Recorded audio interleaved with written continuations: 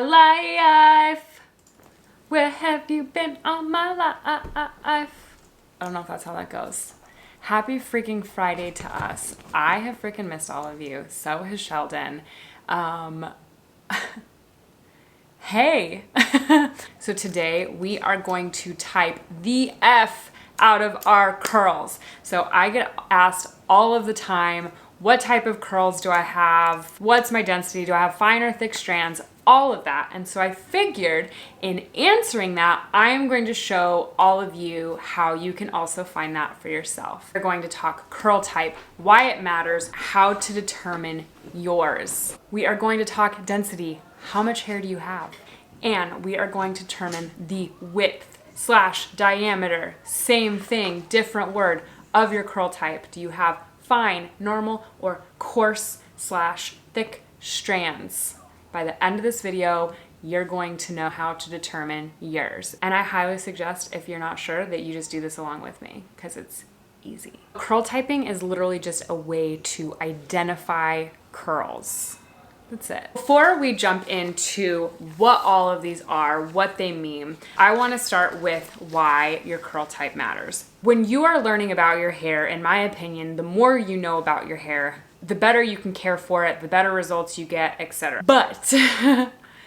But when you're just getting started, so whether you've never worn your curls and you're just starting to explore with it, whether you have worn them for a long time but have never really known how to take care of them, regardless of what it is, curl typing is a very quick, easy way to start recognizing your curls. It doesn't require much other than visual identification. And I think it honestly is one of the best places to start when learning about your hair. Think of it of like flashcards when a child is learning sight words or that kind of thing. It's just going to build from there. So not only can you identify your curls, but then it makes it easier to find people that have similar hair type to you. Not that you can't benefit from information from all curl types, but you'll instantly be able to narrow down the information that you're consuming, making figuring out your curls a hell of a lot easier. As I mentioned, the curl type, it is a foundational concept. You don't want to end there. It's not going to end there, but again, it is a great,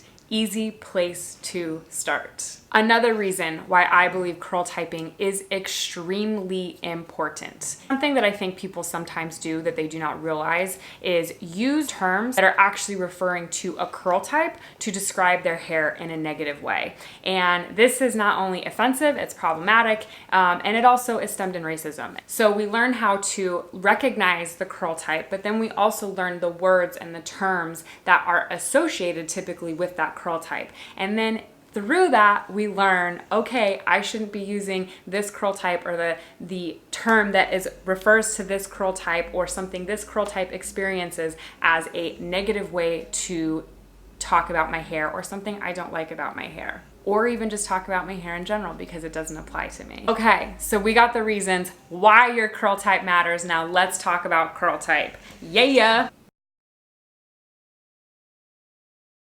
Technically, there is a 1A through C, but for the sake of this video, we're talking about 2 on. The type 2 curls would be classified as wavy hair. Type 3 curls would be classified as curly hair, and type 4 would be classified as coily and or kinky curls. Wavy, curly, coily.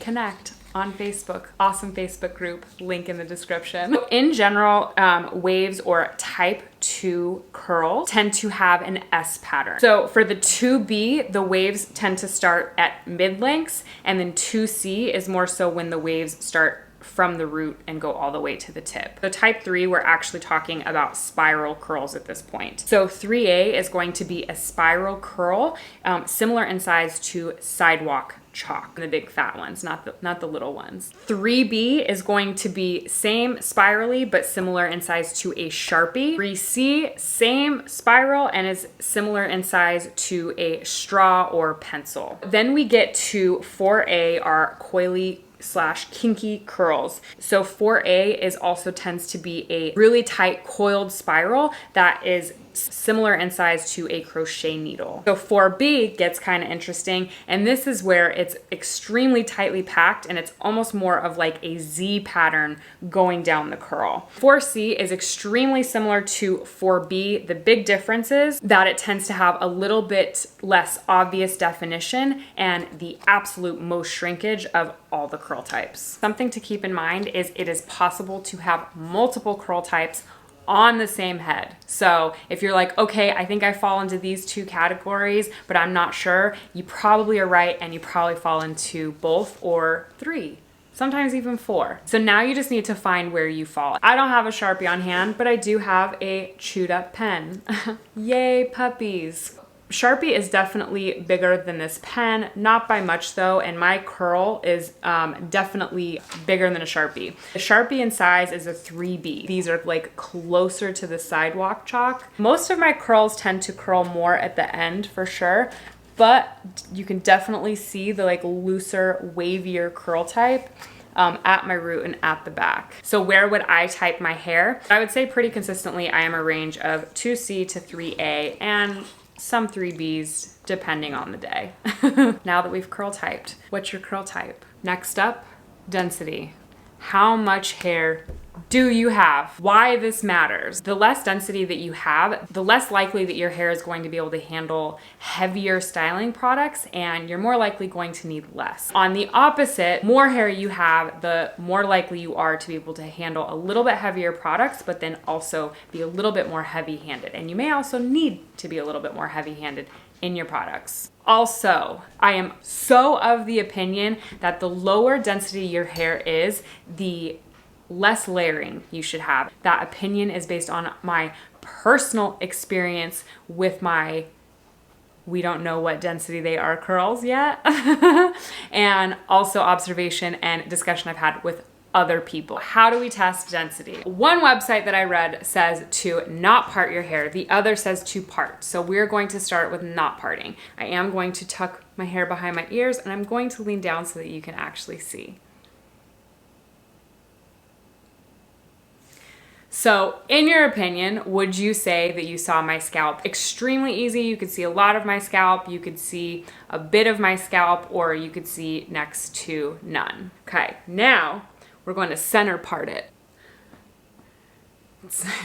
It's not my angle. So, same. See a lot of my scalp, see not very much of my scalp. No question I can see my scalp, right? How much we can see it is a little bit subjective, because in my brain, I can see a lot, but you might look at my hair and think, okay, it's just like a regular amount, right? So, let me get back over here so I can feel like myself again. That's the scalp test. The next way to test, and I personally think this is a little bit easier and less subjective. What you need is a hair tie, and I would recommend getting an actual hair tie that is not going to add any density, and then also a measuring tape.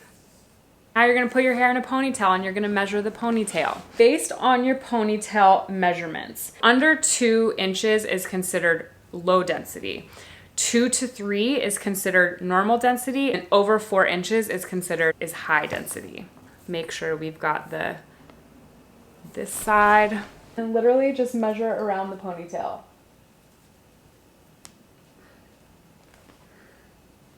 I left my finger on my head instead of on the measuring tape to measure. I'm actually gonna measure just below my ponytail holder. So this is probably easier if you get help with a friend, because as you can see, I'm struggling. I think I got it now. I don't got it. Okay, get help with a friend. Baby! Baby, Daniel, could I get your help really quick? He loves me so much that he's gonna come, even though he doesn't want to, and he's probably rolling his eyes right now, thinking I was already in. What? Can you help me? I just need you to tell me what the measurement is. 3. It's 3? Yeah. Is that the camera? Yeah. Oh, hello. So based off of that measurement, I am actually on the higher end of normal. So that's exciting.